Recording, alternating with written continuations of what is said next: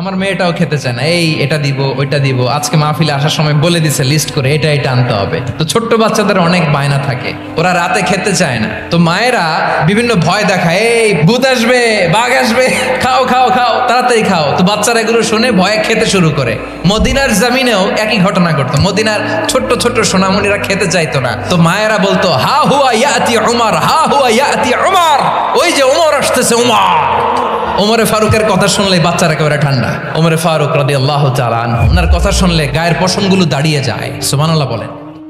আপনারা ocean gate company নাম শুনছেন? ওশেন গেট, তারা এই যে টিটান সাবমার্সিবল একটা সাবমেরিনের মতো বানাইছিল, যেটা টাইটানিক জাহাজের ভগ্নাংশ দেখার জন্য অনেক লোক যে মারা গেছিল না, এই টিটান সাবমার্সিবল দিয়ে সাগরের একেবারে গহীনে চলে যাওয়া যায়। তো ওইটার ভিতরে ঢুকে যদি আপনি আটলান্টিকের তলায় চলে যান, তাইলেই তো আল্লাহর ফাঁকি দিতে পারবেন, আর তো আল্লাহ দেখতে পারবে না।